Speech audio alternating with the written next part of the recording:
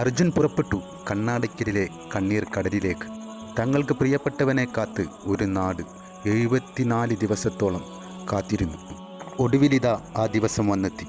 ജീവിച്ചു കൊതി തീരും മുമ്പേ നൊമ്പരമായി മടക്കം. അർജുനെ വീട്ടുവളപ്പിൽ തന്നെ സംസ്കരിക്കുമെന്ന് കുടുംബം. അർജുൻ്റെ ഫലം പോസിറ്റീവ് ആകുമെന്ന് നമുക്കെല്ലാവർക്കും തന്നെ അറിയാമായിരുന്നു.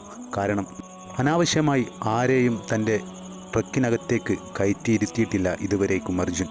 അതുകൊണ്ട് തന്നെ അത് അർജുൻ തന്നെയാണെന്ന് മിക്കവർക്കും ഉറപ്പായിരുന്നു. ഒരർത്ഥത്തിൽ DNA ടെസ്റ്റ് നടത്താതെ അർജുനെ സംസ്കരിക്കുകയാണെങ്കിൽ പിന്നീട് അർജുനെ പുറത്തേക്കെടുക്കേണ്ട അവസ്ഥ വരുമായിരുന്നു.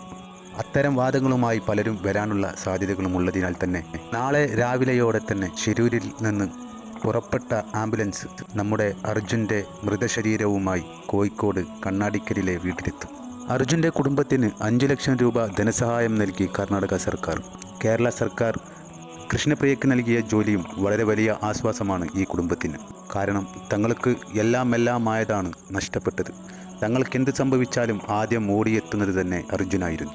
ഞങ്ങൾ ഒരിക്കൽ പോലും അർജുൻ എന്ന് വിളിച്ചിട്ടില്ലെന്നും അവൻ ഞങ്ങളുടെ കുട്ടനായിരുന്നു എന്നുള്ള അർജുൻ്റെ സഹോദരി അഞ്ജുവിൻ്റെ വാക്കുകളും കൃഷ്ണപ്രിയക്ക് എന്ത് നൽകിയാലും അത് അർജുൻ തിരിച്ചു ലഭിക്കുന്നത് പോലെയല്ല എന്നുമുള്ള വാക്കുകൾ മനസ്സിന് വളരെ വലിയ വേദനകൾ നൽകി.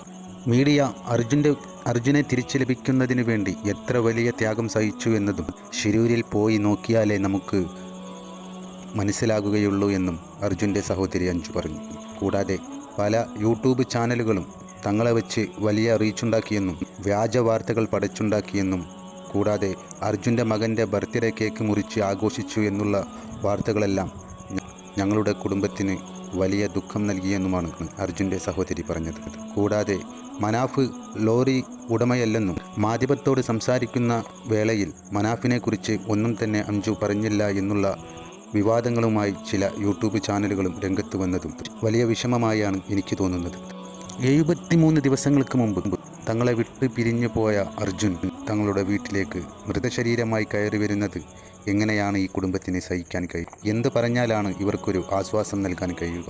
ഈ വലിയ പ്രയാസം മറക്കാനും പൊറുക്കാനുമുള്ള വലിയ ക്ഷമ നൽകി ദൈവം നിങ്ങളെ അനുഗ്രഹിക്കട്ടെ. തീരാ നോവായി അർജുൻ ഇനിയുള്ള നാൾ തൻ്റെ വീട്ടുവളപ്പിൽ വിശ്രമിക്കും. നാളെ നേരം പുലരുന്നതോടുകൂടി അർജുൻ്റെ ശരീരവുമായി ആംബുലൻസ് അർജുൻ്റെ വീട്ടിലെത്തും. ഇതൊരിക്കലും സഹിക്കാൻ കഴിയാത്ത നിമിഷം. ഒരു നാട് മുഴുവൻ തേങ്ങിക്കരയുന്ന നേരം. മനാഫ് ഇന്ന് അർജുൻ്റെ വീട്ടിലെത്തി അർജുൻ്റെ അമ്മയെ കണ്ടു. അമ്മയ്ക്ക് നൽകിയ വാക്ക് പാലിച്ചു മനാഫ്. ശേഷം മാധ്യമത്തോട് പറഞ്ഞത് കർണാടകയിലെ മനുഷ്യന് യാതൊരു വിലയുമില്ല എന്നാണ്. പക്ഷേ ആ രീതി അർജുൻ്റെ വിയോഗത്തോടു കൂടി വളരെയേറെ മാറ്റം വന്നുവെന്നും മനാഫ് പറഞ്ഞു.